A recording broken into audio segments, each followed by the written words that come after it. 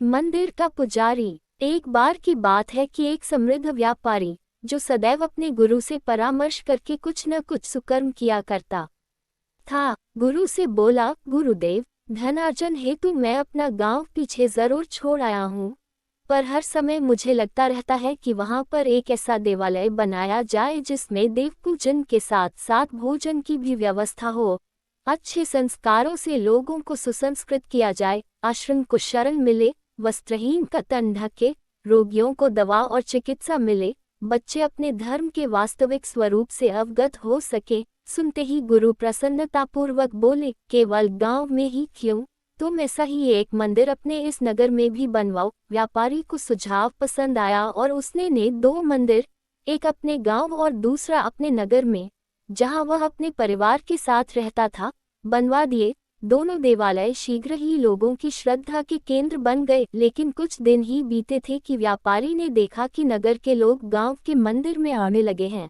जबकि वहां पहुंचने का रास्ता काफी कठिन है। उसकी समझ में नहीं आ रहा था कि ऐसा क्यों हो रहा है। कुछ भारी मन से वह गुरु जी के पास गया और सारा वृतांत कह सुनाया। गुरु जी ने कुछ विचार किया और फिर उससे यह परामर्श दिया कि वह गांव के मंदिर के पुजारी को नगर के मंदिर में सेवा के लिए बुला ले। उसने ऐसा ही किया, नगर के पुजारी को गांव और गांव के पुजारी को नगर में सेवा पर नियुक्त कर दिया।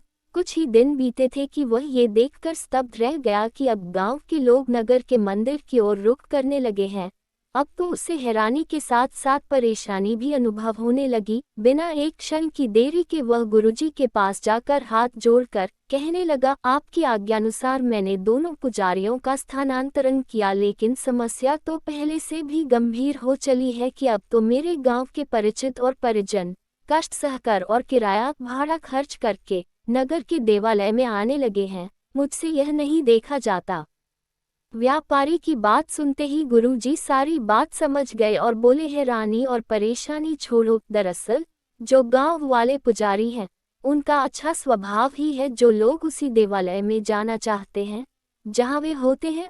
उनका लोगों से निस्वार्थ प्रेम, उनके दैख से दुखी होना, उनके सुख में प्रसन्न होना, उनसे मित्रता का व्यवहार करना ही लोगों को उनकी ओर आकर्षित करता है और लोग स्वतः ही उनकी ओर खींचे चले आते हैं। अब सारी बात व्यापारी की समझ में आ चुकी थी।